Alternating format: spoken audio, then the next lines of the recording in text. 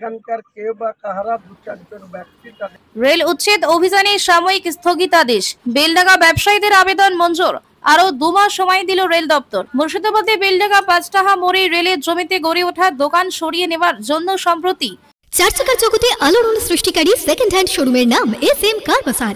আপনি কি খুঁজছেন আপনার স্বপ্নের 4 চাকা? কোথায় পাবেন দামে সস্তা, মানে ভালো, বিশ্বাসে একদম নির্ভরযোগ্য? তাহলে আর চিন্তা কিসের, চলে আসুন SM কার বাজারে। এখানে পাবেন আপনার মন পছন্দের ঝকঝকে সেকেন্ড হ্যান্ড গাড়ি, সাথে আছে লোনের সুবিধা, এক্সচেঞ্জ অফার, সহজ EMI ব্যবস্থা।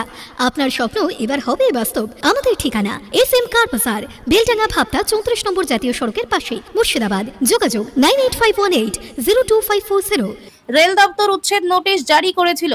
আজ নির্ধারিত দিনে রেল কর্তৃপক্ষ সেই জায়গায় পৌঁছে জমি দখলের প্রস্তুতি নিতে রেল আধিকারিকদের কাছে বেলডাঙ্গা ব্যবসায়ী সমিতির পক্ষ থেকে বিকল্প ব্যবস্থা নিতে আরও কিছুটা সময় দেওয়ার আবেদন জানানো হয়। পরিস্থিতির গুরুত্ব বুঝে এবং মানবিক দৃষ্টিকোণ থেকে এগিয়ে আসেন ভরতপুরের বিধায়ক হুমায়ুন কবির ও বেলডাঙ্গার বিধায়ক হাসানুজ্জামান। তাদের হস্তক্ষেপে রেল কর্তৃপক্ষ অবশেষে সিদ্ধান্ত নেয় উচ্ছেদ অভিযান আপাতত কিছুদিনের জন্য স্থগিত। এই সিদ্ধান্তে স্বস্তির নিঃশ্বাস ফেলেছেন স্থানীয় ব্যবসায়ীরা। একজন দোকানদার বলেন, আমরা জানি রেলের জায়গায় ব্যবসা করছি, কিন্তু হঠাৎ উচ্ছেদ হলে পরিবার নিয়ে কোথায় যাব? রেল ও বিধায়কেরা আমাদের কথা ভেবেছেন, এজন্য আমরা কৃতজ্ঞ। যে বেলডাঙ্গার কিছু মানুষ বা সকলেই আমরা এই ফ্লাইওভার হবে বা এই যানজটের সমস্যা, ফ্লাইওভার হোক, ডেভেলপমেন্ট হোক, আমরা কিন্তু এর পক্ষে, এর বিপক্ষে নয়। পাশাপাশি আমরা যারা ব্যবসায়িক আছি, এখানে দীর্ঘদিন ধরে ব্যবসা করছে, এদের অর্থনৈতিক অবস্থা কারোর ভালো কারোর খারাপ, কিন্তু এ থেকে তো পরিবারটা চলে, সংসারটা চলে।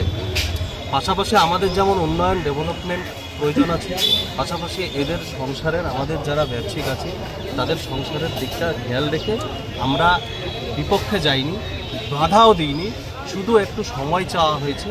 সময়টা এখানে কিছুটা সময় বলা হয়েছিল, সেটা আমরা আরও 2 মাস এক্সটেনশন করার জন্য বললাম। তেনারা সহমত পোষণ করলেন এবং আমরা যে প্রসেসিংয়ে এগোচ্ছি বা অফিসিয়ালি কিছু প্রসিডিওর আছে তার জন্য সময়টা নেওয়া। আমরা উন্নয়নের পক্ষে, যেদিনকে ব্রিজ হবে বা যে প্রসিডিওর ওনারা দেবেন সরকারি পক্ষ থেকে আমরা সহযোগিতা করব, এ নিয়ে কোনো সন্দেহ নেই। শুধুমাত্র আজকে সময়টা চাইলেন? শুধুমাত্র আমরা সময়টা চেয়ে নিলাম, ওনারা ভালো ব্যবহার করলেন এবং সহযোগিতায় ছিলেন, আমাদের দাবি সেটা মানলেন ওনারা। তবে এখানেই উঠছে বড় প্রশ্ন, যেখানে এখনো পর্যন্ত রেল ওভারব্রিজ সংক্রান্ত RTI জবাবে রেল দপ্তর জানিয়েছে কোনো অনুমোদন বা অর্থ বরাদ্দ হয়নি, সেখানে এত আগে থেকে কেন এই উচ্ছেদের তাড়াহুড়ো? আজকের এই ঘটনায় ভরতপুরের বিধায়ক হুমায়ুন কবির জানিয়েছেন, রেল উন্নয়নের কাজ হোক, আমরা তার পক্ষে, কিন্তু সাধারণ মানুষের জীবিকা ধ্বংস করে নয়। কোনো আধিকারিক যেন জোর জবরদস্তি না করেন, সেটাই আমরা নিশ্চিত করেছি। যে কোনো রেলের জায়গা হোক, WBর জায়গা হোক, ইরিগেশনের জায়গা হোক, গভর্নমেন্টের যে রিকুইজিশন করা জায়গা, সেই জায়গা যদি কেউ ভ্যাকেট করতে চায়, এনক্রোচমেন্টকে রিমুভ করতে চায়, করতেই পারে, কিন্তু তাকে লিগ্যাল কারণ দেখাতে হবে। এখানে যদি রেল কোনো ডেভেলপমেন্ট করে, আন্ডারপাস করে বা ফ্লাইওভার করে, সেক্ষেত্রে রেলের আধিকারিকদের উপযুক্ত দেখাতে হবে, পেপার দেখাতে হবে যে কত টাকা এখানে ফান্ড স্যাংশন হয়েছে এবং কী ধরনের DPR তৈরি হয়েছে, কী ধরনের এখানে মানে তাদের পরিকল্পনা আছে। সেটা যতক্ষণ না দেখাবে, এই এলাকার মানুষ যারা এখানে তাদের রুটি রোজগারের ব্যাপার, ব্যবসা বিজনেস করে থাকছে, এখানে পলিটিক্সের ঊর্ধ্বে উঠে, রাজনীতির ঊর্ধ্বে উঠে আমরা জনসাধারণের পক্ষে কথা বলি। রেলের আধিকারিকরা যদি গোয়াত্তমি করে, রেলের আধিকারিকদের যারা উচ্চ পদে বসে আছে, শিয়ালদার DRM থেকে প্রোটেকশন অফিসার যারা আছে, তাদের সঙ্গে কলকাতায় গিয়ে কথা বলবো। তারপরে তারাও যদি কোনো না শোনে, তাহলে মাননীয় রেলমন্ত্রী অশ্বিনী বৈষ্ণবকেও চিঠি চাপাটি করবো। এ নিয়ে ঘাবড়ানোর কিছু নেই, কারণ যদি রেল তাদের নিজস্ব জায়গায় কোনো ফান্ড স্যাংশন করে, কোনো ফ্লাইওভার করে বা আন্ডারপাস করে, তাহলে তাদের জায়গা যারা এনক্রোচমেন্ট করে আছে বা দখল করে আছে, ব্যবসা বাণিজ্য করে খাচ্ছে, তাদেরকে সময় দিয়ে ভ্যাকেট করাই যেতে পারে। অন্যদিকে বেলডাঙ্গার বিধায়ক হাসানুজ্জামান বলেন, ওভারব্রিজের প্রয়োজনে রেলের জমি অধিগ্রহণ করতে দোকান ভাঙা হোক, কিন্তু আগে বিকল্প ব্যবস্থা তৈরি করতে হবে যাতে ব্যবসায়ীরা বাঁচতে পারেন। স্বাভাবিকভাবে আমরা জনপ্রতিনিধি হিসাবে আমাদের দায়িত্ব হচ্ছে সাধারণ মানুষের পক্ষে থাকা। সেই মোতাবেক আমরা এখানে উপস্থিত হয়েছিলাম এবং ওনাদের সাথে কথা হলো।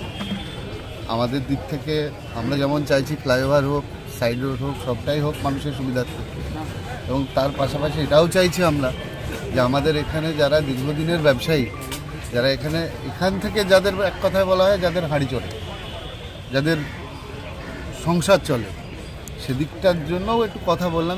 যদি কোনো অপশন থাকে যে সাইডে জায়গা দেওয়ার, সেই অপশন নিয়ে কথা আমাদের সঙ্গে হচ্ছিল। ওনারা বললেন যে ল্যান্ড অফিস, ওদের যে ল্যান্ড আছে রেল দপ্তরে, সেখানে যে কথা বলতে, কিন্তু এটা ফাইনাল যে এখানকার জায়গা খালি করতে হবে আগামীতে। ওনারা 21 দিনের টাইম দিয়ে গেলেন এবং আমরা 2 মাস টাইম চেয়েছি, এবং ওনারা বললেন যে আপনারা উপরে কথা বলুন, আপনারা বিধায়ক আছেন এলাকায়, ডিএম সাহেব থ্রু দিয়ে কথা বলুন, তাহলে হয়তো সমস্যার সমাধানটা হবে। এবং ওদের বক্তব্য যে আগামী দিন 21 দিন টাইম দিয়ে গেলাম, 21 দিনের ভিতরে যদি খালি না হয় আমরা ভেঙে দিই। এবারে আমরা উপরে যারা আছে ওনাদের সাথে কথা বলব, এইটুকুই আলোচনা হলো। এদিন ঘটনাস্থলে উপস্থিত ছিলেন স্থানীয় কংগ্রেসের নেতা মোহাম্মদ শাহারউদ্দিন। তিনি বলেন, প্রথম দিকে আমরা মনে করেছিলাম রেল ওভারব্রিজের জন্য দোকান ভাঙতে এসেছে, কিন্তু এখানে এসে জানতে পারি রেলের নতুন একটি রাস্তা হবে, সেই রাস্তার কারণে জায়গাটি রেল নিতে চাইছে। ভেবেছিলাম যে রেল ডিপার্টমেন্ট থেকে হয়তো এটা ভাঙা হচ্ছে, কিন্তু আমরা এখানে জানতে পারলাম যে এই যে রুটটায় আমরা দাঁড়িয়ে আছি, মালগুদাম বলে এটাকে, এই রেলের যে জায়গা ল্যান্ডটা, এখান থেকে আর কি একটা রাস্তা হবে, সেই কারণে আর কি রেলের ডিপার্টমেন্ট এদের যারা বসে রয়েছে আর কি রেলের জায়গায়, তাদেরকে আর কি সরে যাওয়ার জন্য এবারে নিয়ে 2 থেকে 3 বার ওনারা এসে বলে গেছেন। তো এখানে যারা আর কি রেলের জায়গায় বসে রয়েছে তাদের বক্তব্য হলো আমাদেরকে আরও 1.5 থেকে 2 মাস সময় দেওয়া হোক। সময় দিলে আমরা এখান থেকে সরে গিয়ে আমরা নতুন করে পুনরায় কোনো জায়গায় আমরা রুজি রুটির ব্যবস্থা করতে পারবো। কতদিন টাইম দিল? এরা এখনও পর্যন্ত রেলের ডিপার্টমেন্ট থেকে 21 দিন মতো টাইম দিয়েছে, কিন্তু এদের দাবি হচ্ছে 2 মাস আর কি টাইম দেওয়া হোক, তাহলে আমরা পুনরায় নিজেরাই স্বইচ্ছা এটা সরিয়ে নেব। পাশাপাশি এটাও আমরা লক্ষ্য করে দেখছি যে এখানে যতগুলো ধরুন 300-র উপরে প্রায় ঘর রয়েছে, এই যে 300 ঘরের এখান থেকে 300 দোকানদার মানে 300 পরিবার চলে। পাশাপাশি এটাও আমাদেরকে মাথায় রাখতে হচ্ছে যে 300 পরিবার কোথায় যাবে। তাই আমরা রেলের ডিপার্টমেন্টের কাছে, আমরা আইডব্লিউ সাহেব ছিলেন, আমরা ওনার কাছে রিকোয়েস্ট করলাম যে পুনর্বাসন যদি কোনোভাবে এদেরকে দেওয়া যায় বা কোনো ব্যবস্থা করা যায়। তো আইডব্লিউ সাহেব ক্লিয়ারভাবে বললেন যে দেখুন, এটা তো আমাদের এখতিয়ারের মধ্যে পড়ে না, বা আমরা রেল কোনোদিন যে পুনর্বাসন দেয় না। তো আমরা তবুও রিকোয়েস্ট রাখলাম যে পাশাপাশি পাশে জায়গা রয়েছে, যদি তাদেরকে কোনো ব্যবস্থা করানো যায়। রেল দপ্তরের পক্ষ থেকে জানানো হয়েছে ওভারব্রিজের জন্য দোকান ভাঙার কথা, কিন্তু কখন কাজ শুরু হবে বা কত টাকা বরাদ্দ হয়েছে সেই বিষয়ে কোনো সঠিক উত্তর দিতে পারেননি কর্তৃপক্ষের কেউই। আজকে আমরা সাইট ক্লিয়ার করার জন্য এসেছিলাম। বেসিক্যালি কি কারণে সাইটটা ক্লিয়ার করতে চাই? ফ্লাইওভার হবে, ফ্লাইওভারের জন্য। যে কি আলোচনা কি হলো? আলোচনা যেটা হলো, আর 3 সপ্তাহ ইনারা টাইম দিয়েছেন, 3 সপ্তাহের মধ্যে যদি দিতে হবে জন্য ফ্লাইওভারের জন্য সুবিধা নাই। আমাদের সব স্বচ্ছ কিছু সমস্ত কিছু এখনো কি স্যাংশন হয়েছে? টাকা স্যাংশন হয়েছে? আরটিআই রিপোর্ট তা বলছে না, স্যাংশন আছে।